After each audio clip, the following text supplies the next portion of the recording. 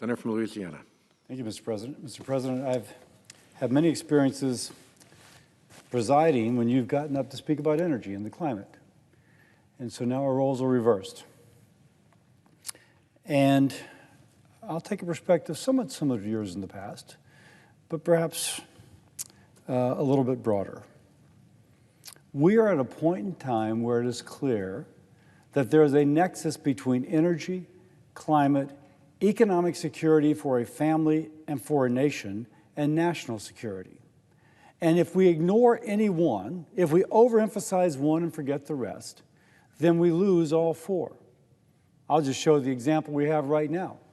The administration has clearly prioritized climate in such a way as that they've attempted to decrease the amount of fossil fuel being produced in the United States of America and limiting the exports of that fuel.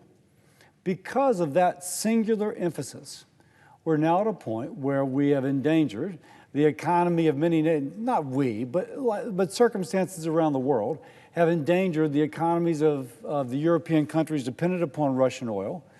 It has endangered the pocketbook of the families that cannot afford $4 to $6 a gallon gasoline, depending upon where you live.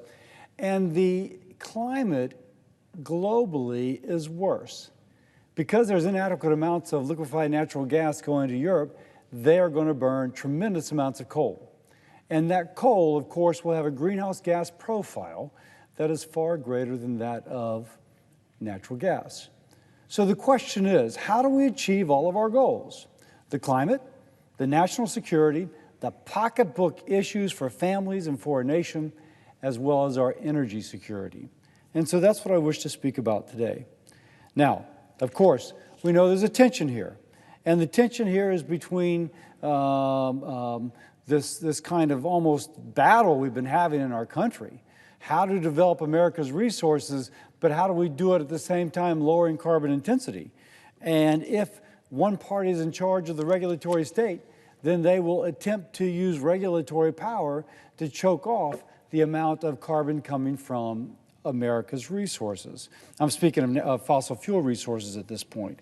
But as I mentioned, it seems as with this backdrop of a need globally to be free of Russian energy, we need to have a different approach. Acknowledging totally those who are concerned about carbon intensity, acknowledging totally the Europeans who are now so vulnerable to Russian energy shortages, acknowledging totally the family at home with a 10-year-old pickup truck that can't afford to fill it up to get to work.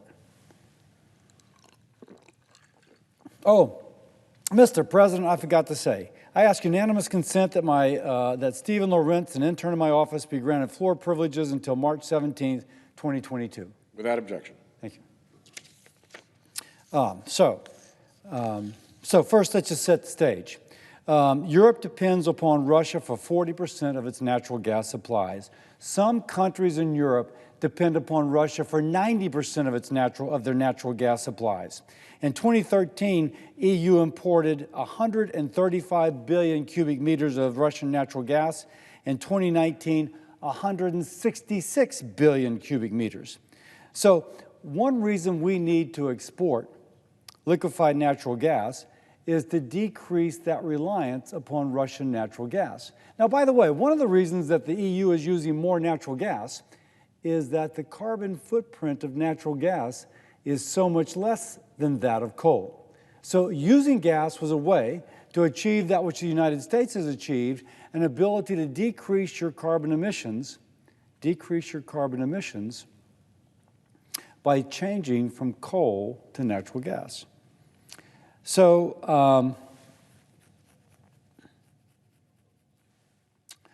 our goal here is to help the Europeans continue not just that transition away from coal to lower their carbon intensity, but also to help them decrease and lower their dependence upon Russia as regards overall use of natural gas.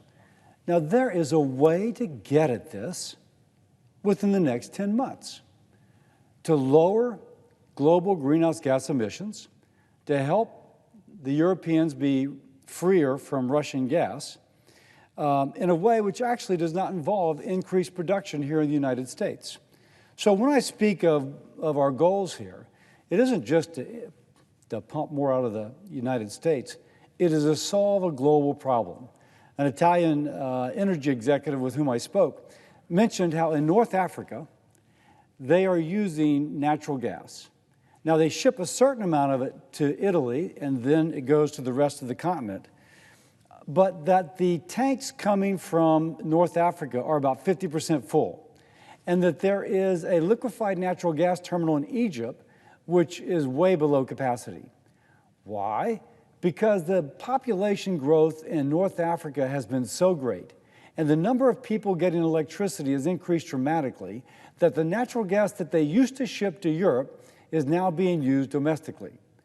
But the plants they are using, the power plants they are using to burn the natural gas, are antiquated. They don't burn efficiently. The emission profile of these natural gas-powered plants is much greater than that which is state-of-the-art. So this gentleman from Italy, great idea. He said, why don't we build out in the near term a $10 billion investment of solar panels in North Africa? Now, it seems like there's no better place in the world to do solar panels than the Sahara Desert. So if you did solar panels in Africa and you're exchanging the electrons from the solar panels for the electrons being burned in antiquated natural gas facilities, that gas would then be freed up to be shipped to Africa. It doesn't increase, in fact, it decreases the net amount of natural gas being built. But it does it in a way that it delivers the gas where it's going to be burned in a more environmentally friendly way, but it has economic development and it has the substitution of solar for gas in North Africa. Now, this is a win and a win and a win. What's the U.S. role here?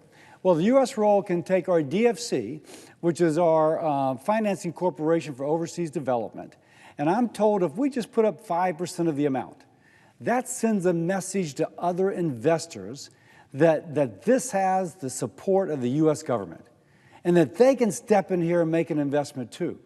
Now, solar panels of that magnitude is a big project. On the other hand, it is something which can be done in the near term. And in that near term, we're able to increase the supply of natural gas to Europe while decreasing global greenhouse gas emissions. That is something we can do now. It does raise the question. Someone said, building that many solar panels, surely there would be some issues. Well, one, we have it's my impression at least, that there's far more open ground in the desert than there is in the cities, but also that the regulatory burden in order to deploy solar panels is a lot less in Africa, which kind of raises me to my next issue. We've got the ability to increase our export of liquefied natural gas to increase the deployment of renewables here in the U.S., to mine the uranium that would replace the Russian uranium we get for nuclear, but also replace the Russian uranium the Europeans use. We have the ability to do that, but we are just locked up with regulations. I'm not saying do away with the regulations. I'm saying do something different in terms of how we regulate. We actually have a model for this. We have seen in the beginning of the COVID pandemic, that we have multiple federal agencies responsible for approving a new vaccine. And they would kind of get to each other's issue and request when they got to each other's issue and request. And so it could take 2.5 years to have a new vaccine approved by regulation in order to even begin testing, much less to show that it worked and to begin to deploy. And the previous administration, working with the different agencies, I visualize it as bringing everybody in a room, and if somebody had a question, they would turn this question over to somebody else, and they had to sit there at that table till they resolved it, and then they gave it back. Not, hey, listen, send it over here and we'll have it back to you in 4 weeks. No, send it over here and we'll have it back to you in 3 days. And they compressed the time so that a vaccine, which optimistically we were hoping would be ready in 3 years, ended up being ready in less than 1. Now, there's always the concern, as there was then, that if you kind of compress that time frame, that you have to sacrifice safety. But there's no evidence that that occurred with the coronavirus vaccine. In the same way, if we have multiple agencies right now who are in charge of permitting some aspect of energy, whether it's renewable, whether it's mining, whether it's export, there can be an Operation Warp Speed for how they work together to bring our energy resources to bear in helping the Europeans become free of Russian energy. So it's not just lowering the price at the pump for us, because you can argue it's going to be very difficult to do that in the near term. What it can be, though, is to keep the Europeans from paying, going into a recession or a depression next winter, because the demand for fuel is so great, they're unable to meet it. And if they don't have some substitute for Russian energy, and if the Russians decide to cut them off, they end up freezing, going energy poor, or having their industries crater because of a lack of energy. One more time, this is a nexus. We can do this in a way which is environmentally friendly, producing the energy and exporting it in such a way which lowers global greenhouse gas emissions, because what's driving us right now is the economy of countries and the economy of families. If Europeans' families are energy poor, they will lose their political will to stand up to the Russians, and we will lose our ally. We have got to support not just our families, but theirs, so that they can get through this economically, so one, they can more afford life, but secondly, that we can maintain political will as we stand up against the Russians. Now, there's other aspects to this as well. For those who are interested in battery technology, most of the critical minerals are coming from Russian or Chinese sources. And so if we are concerned about climate, and we're concerned about the ability to be critical mineral independent in case of geopolitical tension, this is the exact same issue that we have been speaking about. So how do we proceed?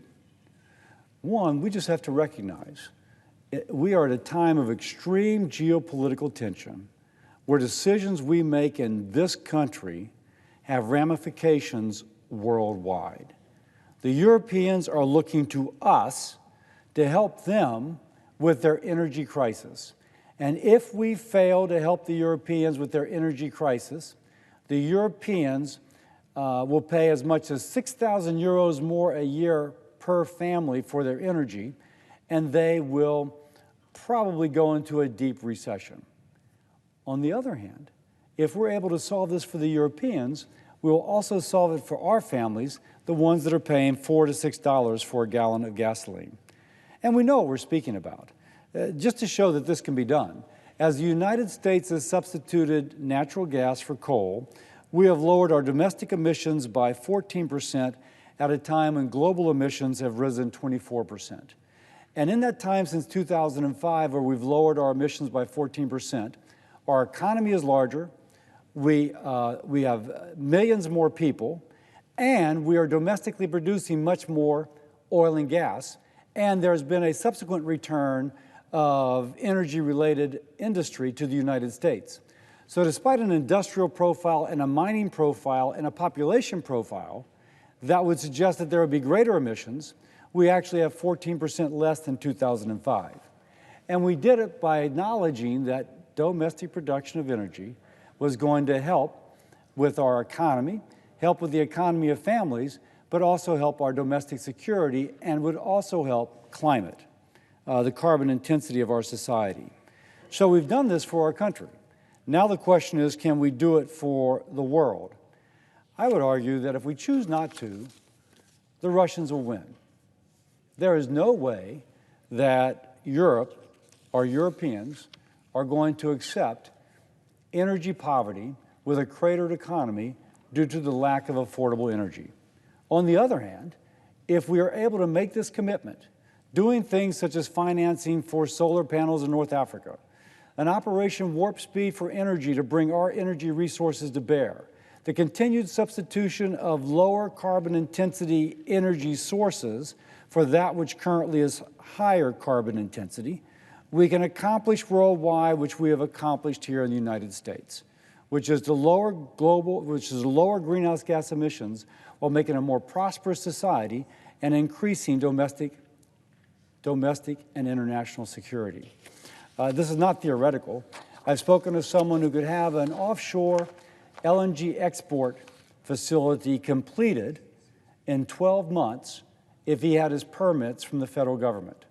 I spoke to someone involved with drilling in the Outer Continental Shelf and learned that their company could be sending oil to the refineries in Louisiana within 12 months if they could get their permits done expeditiously.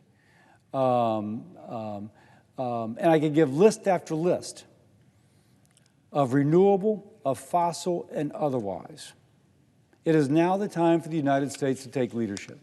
If we don't, our families will continue to suffer at the pump, Europeans will enter a recession, and most unfortunately, the cause of freedom worldwide will be harmed by Russia's continued economic hegemony over the rest of the world because of their energy. With that, I yield.